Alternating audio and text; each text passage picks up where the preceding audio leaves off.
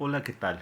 A continuación voy a presentar el tema errores innatos en el metabolismo y va a estar basado en dos artículos para la experiencia de genética. La primera pregunta es ¿qué información espero encontrar? Para esto me basé en el tema, en el título, y yo espero encontrar cómo se relacionan los diferentes problemas que se producen en el metabolismo y dan como resultado errores, así como también aquellos signos y síntomas que nos van a servir como indicadores para poder identificarlos. De igual manera, espero encontrar algún tipo de atención que se pueda brindar dependiendo del tipo del error en el metabolismo y cómo saber si se van produciendo cambios progresivos. Respecto a la formación que tienen los autores, para el primer artículo y basándonos en los apellidos, Martín Sánchez es una docente e investigadora en procesos de degradación del medio ambiente y su recuperación. Legarda Tamara es licenciada en nutrición con especialidad en enfermedades de nutrición, ciencias médicas y ciencias de la nutrición. Y Dalmau Serra es pediatra. Dentro del segundo artículo, Juan Francisco Cabello es médico cirujano con especialidad en diagnóstico y tratamiento de enfermedades metabólicas y Roberto Giglugani es doctor del Servicio de Genética Médica en el Hospital de Clínica de Porto Alegre. ¿Qué tipo de artículo es? Si es revisión bibliográfica o realizaron alguna intervención. Para el primer artículo es de tipo de investigación porque se respalda la información con diferentes fuentes bibliográficas. Y en el segundo artículo pertenece más a un artículo científico con énfasis médico. Y sí existe una intervención porque será una opinión al final en la conclusión. ¿Cómo se llama la revista? La revista médica Las Condes. Y pertenece al volumen 26, publicada en julio del 2015.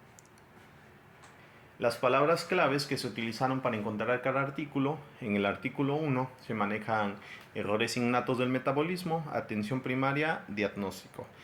Y para el artículo 2 maneja las palabras claves errores innatos del metabolismo, pesquisa neonatal. Los aspectos que se abordan en la introducción: para el primer artículo se explica primero en qué consisten los errores en el metabolismo y los describe como un grupo muy amplio de enfermedades que son caracterizadas por su heterogeneidad y la dificultad de su diagnóstico. También va a describir a estos errores como patologías que pueden ser tratadas de forma eficaz si se lleva a cabo un tratamiento correcto. Posterior a ello se explica su clasificación en tres grupos que los vamos a ver más adelante. Y para el segundo artículo explica primero en la introducción cómo se manifiestan estos errores en el metabolismo y que sobre todo serán en edad pediátrica y que pueden provocar incluso la muerte si no se trata de una manera adecuada. También describen a estos errores como enfermedades raras tratables y después aborda sobre los diferentes avances que se están dando en el área de la terapia génica. Respecto al concepto de qué son los errores innatos del metabolismo, los definen como enfermedades monogénicas que son de herencia autosómica recesiva en su mayoría, y la alteración en un gen se va a producir mediante un efecto enzimático que va a conducir a alteraciones bioquímicas características y a un fenotipo desadaptativo. También hoy en día se reconocen condiciones dentro del grupo de los errores innatos del metabolismo donde pueden fallar un transportador o modificadores posttranscripcionales de la expresión génica. Y esto quita la creencia que la falla de un gen produce el defecto de una enzima y está a su vez un solo fenotipo clínico. Respecto a las bases fisiopatológicas para la clasificación de los errores innatos del metabolismo, primero se aborda que las enfermedades congénitas del metabolismo se producen por un defecto genético que afecta la función de una proteína, y esto conlleva la alteración de la vía metabólica que está regulada por dicha proteína. Como consecuencia se producen tres efectos posibles: El primero es un acúmulo del sustrato, un déficit del producto y una activación de rutas metabólicas alternativas para producir metabolitos tóxicos. Después se abordan tres grupos, los cuales se describen de la siguiente manera. El primer grupo comprende a los errores innatos del metabolismo por defecto en la síntesis o el catabolismo de moléculas complejas y que forman parte de las enfermedades lisosomales y peroxisomales. El segundo grupo se produce por un acúmulo de sustancias tóxicas que se caracterizan por presentar una sintomatología de tipo intoxicación aguda y progresiva. En el tercer grupo se incluyen las metabolopatías por déficit energéticos, como la glucogenosis, los efectos de la gluconeogénesis y enfermedades de la cadena respiratoria mitocondrial. También en los aspectos clínicos y en el examen físico puse los cuatro aspectos que son: el primero, síntomas agudos en el periodo neonatal, que va a producir un rechazo de la alimentación, vómitos explosivos, apneas o episodios que aparentemente ponen en peligro la vida por las convulsiones que se pueden producir. También están los síntomas agudos y recurrentes de inicio más tardío. Estos van a aparecer ya en una etapa adolescente y tiene relación a gatillantes, es decir, a detonantes como ingerir proteínas de forma excesiva, también por la menarquía y por cirugías. En el tercero ponemos síntomas crónicos y progresivos.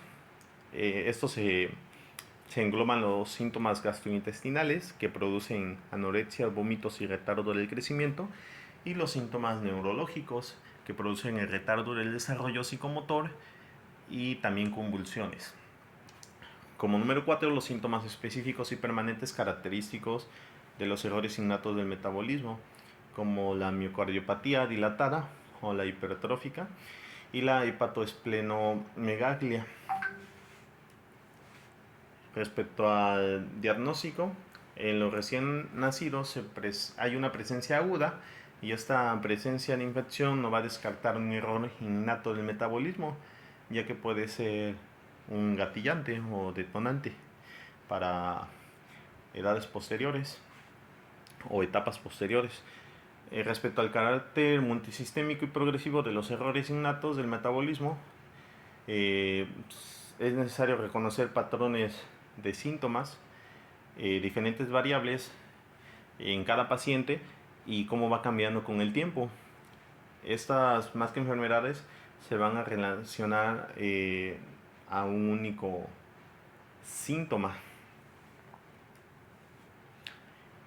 Ya para el tratamiento se recomienda que sea inmediato, y esto se basa conforme a práctica de exámenes generales y tomas de muestras que van a servir como soporte.